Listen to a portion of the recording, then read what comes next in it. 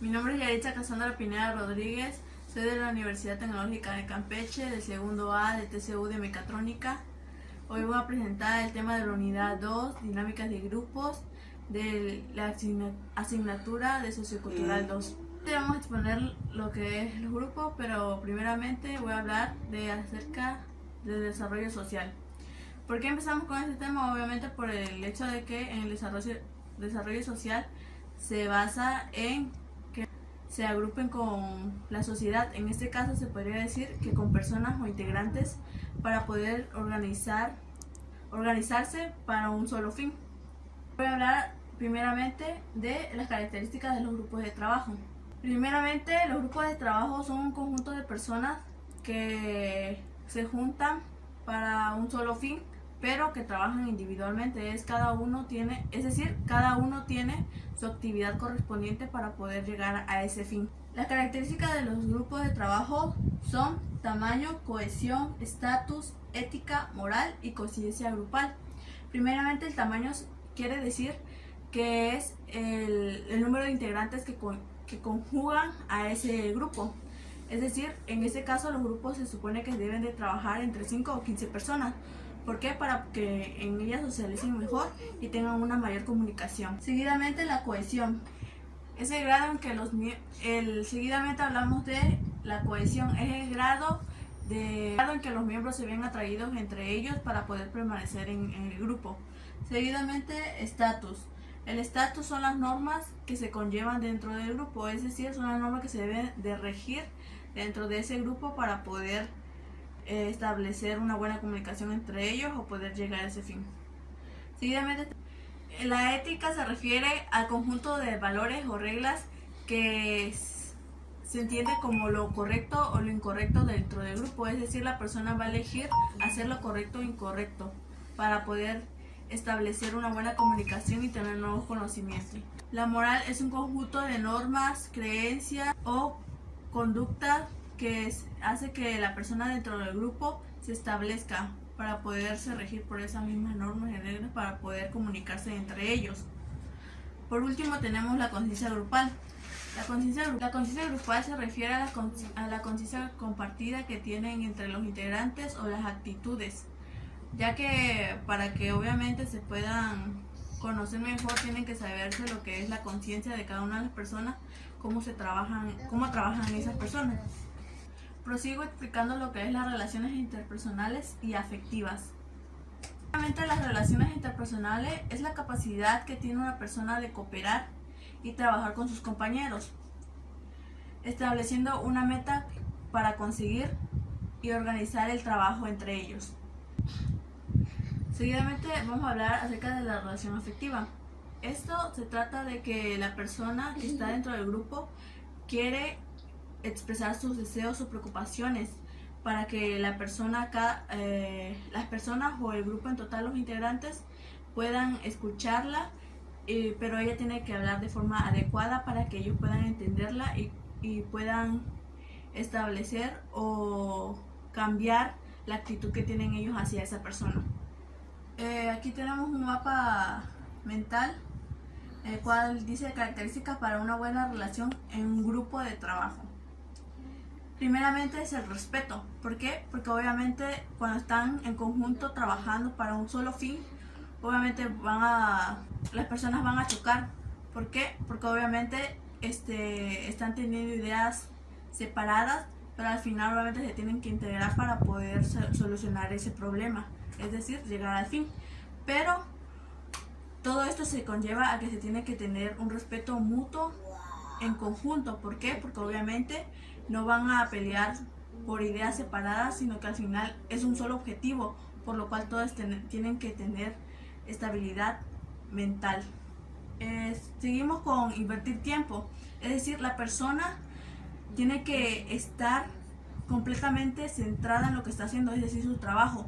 ¿Por qué? Porque la persona obviamente quiere conseguir un fin, pero obviamente una persona no va a trabajar aparte, separada de los demás. Es decir, no va a desnivelar, es decir, unos van a trabajar más horas y él solamente una hora, es decir, los demás 10 horas y así. Obviamente no, es decir, todos tienen que invertir el tiempo necesario para que consigan las ideas para solucionar el problema.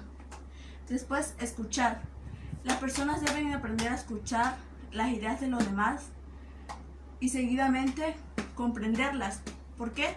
Porque obviamente las personas necesitan que las ideas se conjuguen o que cada uno aporte su idea, pero que todos sepan entenderla, comprenderla y que solucionen el problema que se está dando. Después, el ambiente constructivo. Se refiere al ambiente que se está llevando en el grupo, es decir, todas las personas deben de tener sus actividades por separado, pero todos deben de cooperar para poder lograr ese fin. Comunicación. La comunicación es uno pues como todos ellos son importantes, obviamente eso conlleva a que las personas se tengan que hablar para poder entenderse.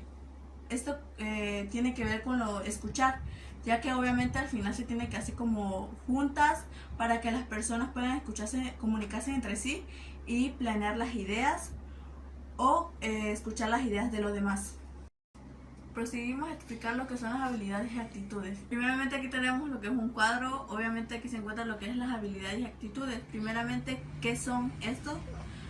Las habilidades es la aptitud, talento o capacidad que tiene una persona para realizar un trabajo. Seguidamente, las actitudes es la postura que tenemos ante un hecho. ¿Cómo se obtiene? Primeramente, las habilidades se obtienen, pues obviamente, más bien aprendiéndolas o desarrollándolas por nuestra propia práctica o entrenamiento. Y las actitudes, estas dependen del sentido de predisposición que tenga una persona para actuar. Ejemplos, primeramente en habilidades tenemos lo que es plantear estrategias, capacidad para ideas, capacidad para explicar ideas. Primeramente para plantear las estrategias, obviamente como en un grupo se tienen que, como cada uno trabaja por sí, obviamente la persona tiene que plantear su estrategia para llegar a la idea. La capacidad para obtener ideas es pues obviamente como dice ahí, es la capacidad que tiene una persona para poder obtener varias ideas, pero que las ordene con un sentido de escalones, para que vea cuál es la que más podría llegar a la solución del problema o a la que de plano no le está funcionando. Seguidamente la capacidad para explicar la idea, es decir, la persona obviamente está enfrente del grupo cuando va a querer exponer sus ideas, tiene que tener la capacidad para poder hablar delante de las personas y explicar la idea que quiere concretar. Seguimos con las actitudes. El ejemplo es ver la parte positiva de las ideas, es decir, tener esa predisposición de querer entender su idea para no ver lo malo de la idea, sino más bien lo positivo. ¿Por qué? Porque a veces las personas dicen, no creo que el jefe me dé estos materiales para poder llegar a esa idea, para concretar esa idea. Por lo que las personas a veces no ven su lado positivo, sino su negativo. Razonar las ideas. Eso quiere decir que la persona debe de poder entender o tener la predisposición para poder analizar la idea que está teniendo. Por último, tenemos que cumplir fielmente los acuerdos a los que se llegue. Es decir, la persona debe de cumplir, o sea, tener la predisposición de cumplir esas ideas, porque al final puede que se tenga la idea pero no quiere concretarla, o quizás deje el grupo para poder seguir a otra institución o otra organización. Vamos a explicar el tema objetivos y metas. Aquí tenemos otro cuadro comparativo, pero ahora de objetivos y metas. Primeramente, ¿qué es? El objetivo son los resultados o propósitos deseados. Seguidamente, las metas son un objetivo que se trata de alcanzar en un tiempo específico.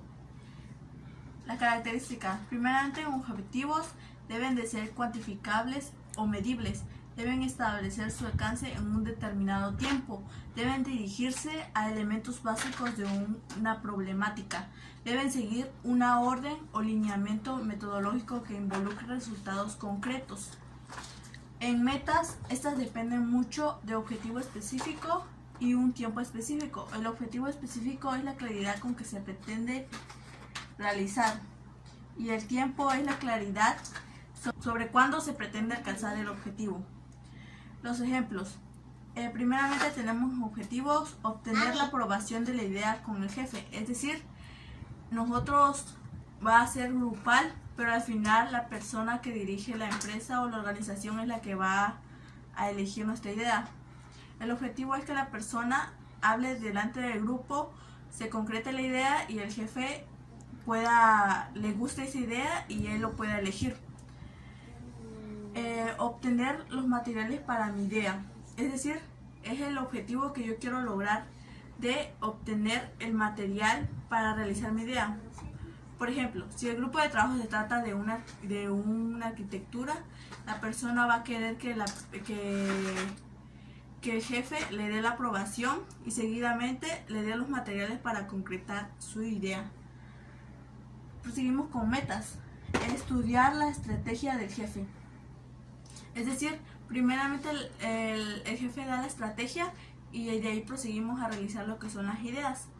La persona tiene que poder comprender y entender la estrategia que el jefe está dando para poder realizar sus ideas y poder establecer en concreto una solución. Lograr plantear mi tema, es decir, mi meta es lograr que se establezca mi tema, es decir, que se establezca mi idea para poder llegar al fin. Seguimos con tipos de comunicación. La comunicación es la acción que consiste en intercambiar información con otra persona, pero con el fin de transmitir o recibir información. Sus tipos son efectiva, formal, informal, ascendente, descendente y lateral. La efectiva se trata de lograr que quien transmite el mensaje lo haga de modo claro y entendible para sus interlocutores sin que genere confusión o dudas erróneas. La formal es el modo en que cada miembro de la organización ha de comportarse. Confirma el tipo de relación que han de mantener los miembros de la organización entre sí. La informal es en donde el mensaje circula entre los integrantes de la empresa sin conocer con precisión el origen de este y sin seguir canales establecidos formalmente por la empresa. Hasta aquí, primeramente vamos a decir un ejemplo de efectiva. La persona tiene que lograr transmitir el mensaje hacia el grupo. ¿Por qué? Porque el grupo necesita comprender la idea que está estableciendo esta persona. La formal es el modo de comunicación, pero un poco más organizada para que la persona entienda correctamente, es decir, la formal es el modo en que cada integrante va a poder comportarse dentro del grupo. La informal es donde el mensaje circula entre los integrantes, es decir, a veces se realizan lo que son los chismes y cada integrante realiza cada chisme y se va transmitiendo o comunicándose entre las personas para llegar a la persona de la que están hablando. La ascendente se refiere a los mensajes que los empleados envían a sus administradores o a otros que ocupan puestos más altos dentro de la organización. Es decir, es la que la persona comunica, pero a los altos rangos, es decir, a las personas que tienen más poder dentro de la organización o dentro del grupo. Después seguimos con la descendente, es aquel que a través del cual se envían mensajes desde niveles jerárquicos superiores o niveles inferiores únicamente en esta dirección. Es decir, es la que se podría decir empieza desde la más alta hasta la más baja, se pueden comunicar entre ellos o desde la más baja hasta la más alta para que las personas entiendan la idea que se está tratando.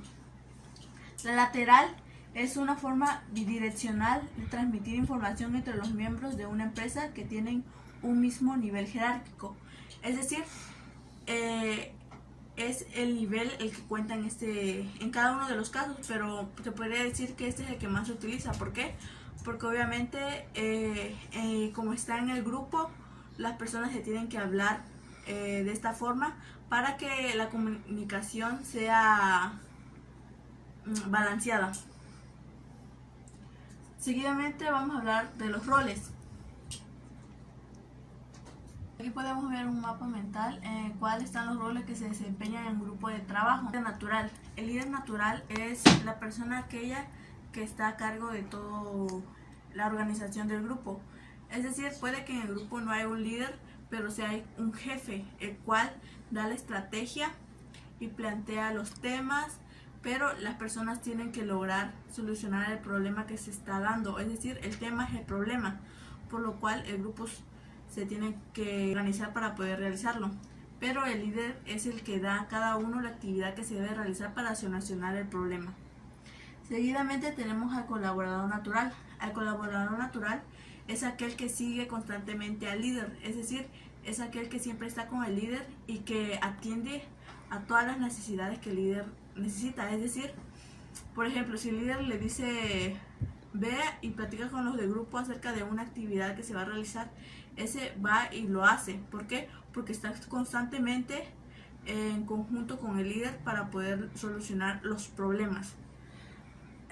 Por último tenemos el apoyo distante. Es aquel que ni sigue al líder ni sigue al colaborador natural. ¿Por qué?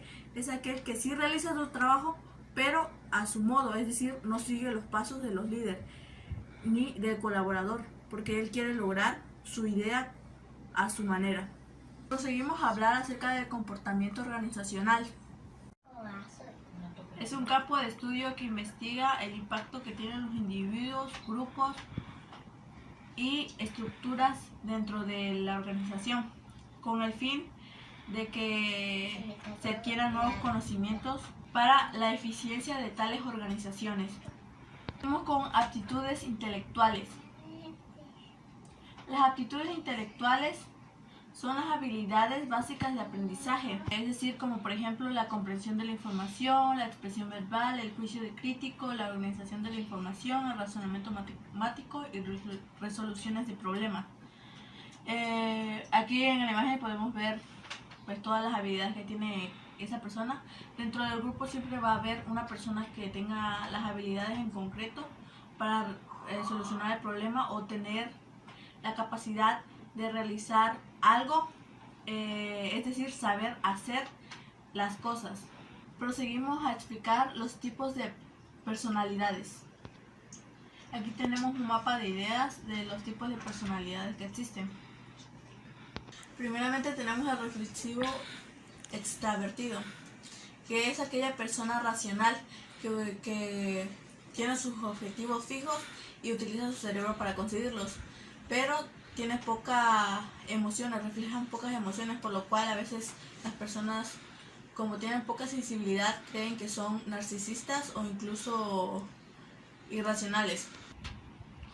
Seguidamente seguimos con el reflexivo introvertido, que es aquella persona que es muy inteligente pero tiene problemas para comunicarse con los demás o socializar con los demás. A veces se les llega a llamar los bichos raros. Pero es que ellos tienen realmente la dificultad de transmitir sus emociones.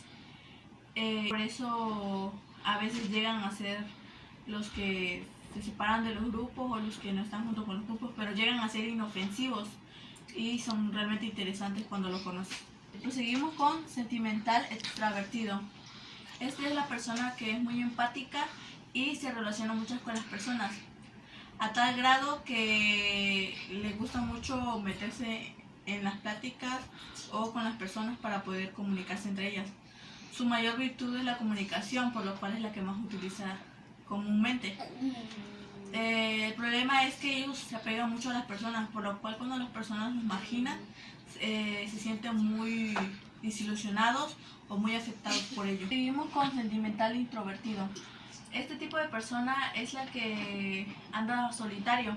Su calidad de relacionarse es muy baja, porque esa persona lo que hace comúnmente es ir de puntilla, es decir, esconderse de las personas para que las personas no lo noten, para no llamar la atención o salir herido.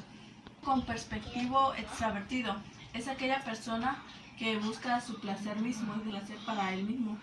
Comúnmente lo que más le llama la atención son las formas, objetos o cosas que son materiales, es lo que más le atrae a él. Seguidamente está el perspectivo introvertido, que es aquella persona, aquí se encuentran lo que son los artistas o pintores. Esas personas comúnmente se relacionan con su arte, es decir, con lo que realizan, por lo que a través de ellos transmiten sus sentimientos. Les interesa mucho la perspectiva de su vida y la transmiten a través de lo que realizan, es decir, ya sean músicos, artistas o pintores. Seguidamente está el intuitivo extrovertido, el cual es aquella persona que busca su propio estímulo, es decir, es muy inquieto, por lo cual es muy aventurero, pero no le pone la atención a las personas, busca su propio fin y no el de los demás. Proseguimos con el intuitivo introvertido, el cual es aquella persona que es muy sensible incluso a los estímulos más sutiles, por lo cual es una persona que es altamente soñadora y que no mantiene sus pies en el suelo. Aquí vemos una imagen en la cual se encuentran las 4 generaciones de las cuales vamos a hablar.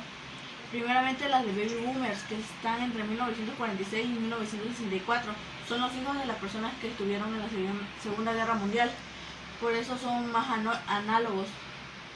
Es decir, son más de escuchar y de leer. Se podría expresar con que son personas que trabajan más en grupos, es decir, ellos son muy trabajadores, prosiguen en lo que es su actividades día a día y no se paran. Proseguimos con la generación X, que está entre 1964 y 1979. Estos son la juventud de los 80. Son inmigrantes digitales, es decir, son los que pasaron de solamente escuchar y leer a poder observar y ver a través, escuchar y ver, por lo cual la tecnología aquí se iba superando. Estas personas lo que hacían era que a través de la vista podían comprender mejor las cosas. ¿Por qué? Porque en este momento, pues obviamente, las personas podían trabajar más en equipo a través de estas tecnologías que se iban poco a poco superando. Proseguimos con la generación Y, que son entre 1980 y 2000, que son las personas, los millennials, que son los nativos digitales. Es decir, ya aquí la tecnología avanzó demasiado, por lo cual a través del trabajo las personas ya podían utilizar las herramientas necesarias tecnológicamente. Por ejemplo, las computadoras, el televisor o hasta el teléfono que existía. Estas personas trabajaban, hasta el momento siguen trabajando mucho en equipo, por lo cual son personas muy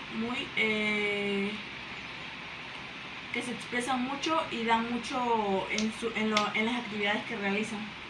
La generación Z. Esta generación ya son los nativos digitales, los centennials, que son más bien ya la generación actual, que en sí son las personas que ya tienen super tecnología avanzada y que mayormente ya no realizan lo que son los trabajos en el grupo, más bien se basan simplemente están en las computadoras y realizar todo gracias a la ayuda de la tecnología.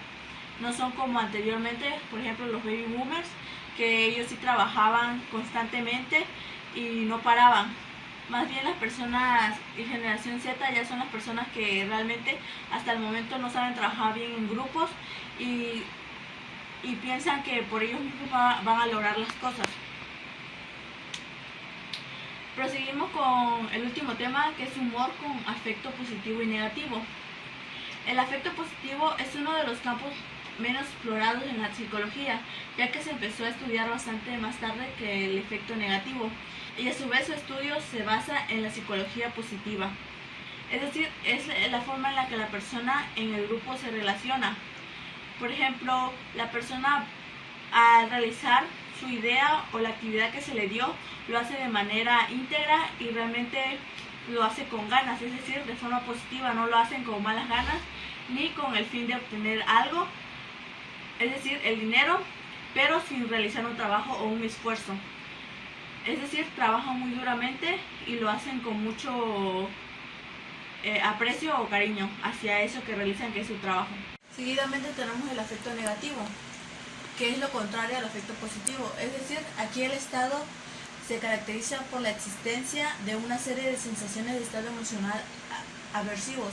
Es decir, hay un aspecto emocional que no conjugan con el trabajo que están haciendo. Eso quiere decir que la persona se dificulta al hacer sus trabajos o su actividad que se le fue proporcionada o se le fue dada, por lo cual la persona no trabaja de forma constante ni con ganas de hacerlo. Es decir, hay una controversia entre sus ideas que pueden afectar el trabajo final. Conclusión: en el entorno de un grupo de trabajo se trabaja solo. Eso quiere decir que aunque las personas hayan integrantes dentro del grupo, cada uno trabaja por separado a la actividad que se le dio o se le dispuso.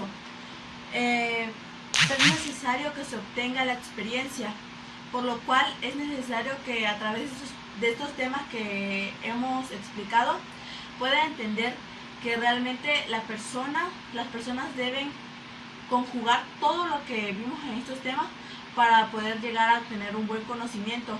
¿Por qué? Porque a veces las personas realizan lo que es el trabajo solo y piensan que realmente es un trabajo solo.